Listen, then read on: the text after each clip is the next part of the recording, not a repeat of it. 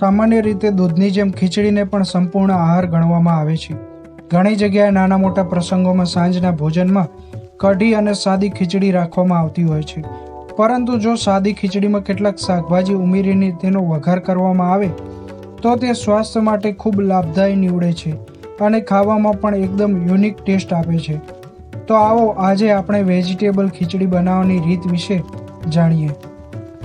મારું નામ નાયક વિપિન કુમાર. આપણે આજે ખીચડી વિશે વાત કરીએ. દરેક જે ઘરોમાં ખીચડી બનતી હોય અલગ અલગ મસાલા ખીચડી, વેજીટેબલ, પનીર ખીચડી. આજે આપણે વેજીટેબલ ખીચડી બનાવીએ છીએ. એ પણ 400-500 માણસનું થાય એટલી બનાવીએ છીએ.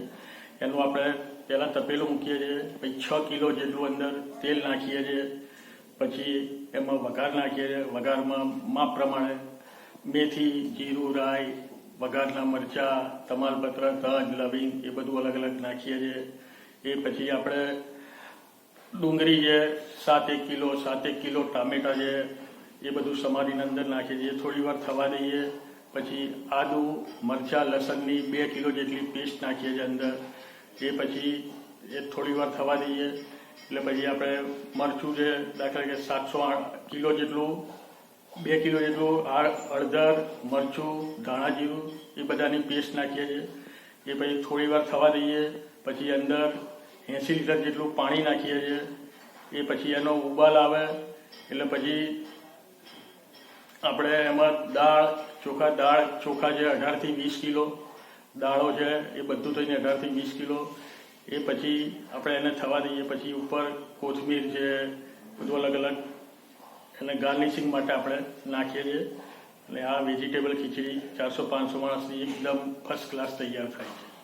આપણે આમાં જે વેજીટેબલ નાખીએ છીએ એ 7 કિલો જેટલા બટાકા, 5 કિલો જેટલી ડુંગળી, 5 કિલો જેટલા ટામેટા, 2 કિલો જેટલા ગાજર, 5 કિલો કોબીજ, 5 કિલો ફુલાવર, 2-2.5 કિલો જેટલા ભૂટ્ટા, આ દરેક લીલા શાકભાજી અંદર નાખીએ છીએ. અને કઠોળની વાત કરીએ તો અંદર કિલો જેટલા કાબુલી ચણા, કિલો જેટલા સિંગદાણા, પછી દેશી ચણા છે. જેટલું નાખો એટલું ઓછું છે. આ વેજીટેબલમાં ખીચડીમાં આ બધું છે. આપણે જે વેજીટેબલ નાખીએ છીએ એ જેટલું નાખો એટલું ઓછું છે. જેટલું વધારે નાખો એનાથી એટલો સરસ ટેસ્ટ આવે છે અને એ શરીરને ગુણકારી બી છે. શરીરને શુદ્ધ, સાત્વિક અને બહુ સરસ ટેસ્ટ આવે એનાથી વધારે. એમાં દર્દીઓને આનાથી શરીરને તાકાત મળે છે અને આમાં કોઈ આડઅસર થતી નહીં અને બહુ જ ગુણકારી છે ખીચડી. ખીચડી બનાવવા માટે તમે તમારી પસંદગી અનુસાર જુદા જુદા મિક્સ લીલા શાકભાજી જેવા કે લીલા વટાણા, ફણસી પાપડી, ફુલાવર, બટાકા, ગાજર, કોબીજ, ટામેટા, ડુંગળી, રીંગણ, લીલી તુવેર, કોથમીર વગેરેનો ઉપયોગ કરી શકો છો. હવે વેજીટેબલ ખીચડી બનાવવા માટે સૌથી પહેલાં એક મોટું તપેલું લઈ તેમાં તેલ ગરમ કરો. તેલ ગરમ થાય એટલે તેમાં વઘાર માટેનો મસાલો નાખો. ત્યારબાદ તેમાં સમારેલી ડુંગળી અને ટામેટાં નાખો. ડુંગળી જ્યાં સુધી આછી બદામી રંગની ન થાય ત્યાં સુધી એટલે કે આશરે 2 થી 3 મિનિટ માટે સાંતળો. હવે તેમાં થોડું મીઠું ઉમેરવાની સાથે આદુ, લીલા મરચાં અને લસણની પેસ્ટ ઉમેરો.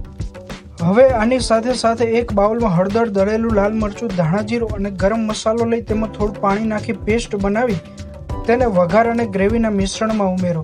આ સાથે તેમાં થોડી કોથમીર અને લીલા શાકભાજી ઉમેરી બરોબર મિક્સ કરી લો.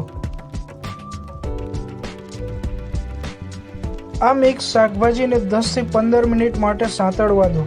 ત્યારબાદ તેમાં પાણી નાખી શાકભાજીને થોડું હલાવી લો. હવે 10 થી 15 મિનિટ બાદ શાકભાજી ચડી જાય એટલે તેમાં પલાળેલા ચોખા, મગની દાળ, તુવેરની દાળ, અડદની દાળ વગેરેના મિશ્રણને નાખો અને બરાબર મિક્સ કરી લો. હવે 10 થી 15 મિનિટ બાદ ચોખા અને દાળ ચડી જાય એટલે તેમાં ફરી થોડા લીલા ધાણા નાખી મિક્સ કરી લો. ત્યારબાદ તેમાં થોડું પાણી નાખી ખીચડીને મધ્યમ આંચ પર ઉકળવા મૂકો. જ્યારે તે ઉકળવા લાગે ત્યારે તેને ઢાંકણથી ઢાંકી દો અને તેને ધીમી આંચ પર 15 થી 20 મિનિટ સુધી પકવો. ખીચડી પાત્રમાં ચોંટી ન જાય તે માટે થોડી વારે તેને હલાવતા પણ રહો. હવે જ્યાં સુધી બધું પાણી બળી ન જાય અને દાળ ચોખા બરોબર ચડી ન જાય ત્યાં સુધી એટલે કે લગભગ 4 થી 5 મિનિટ માટે વધુ પકાવો. હવે ગેસને બંધ કરી દો અને ફરીથી થોડા લીલા ધાણા નાખી હલાવી લો.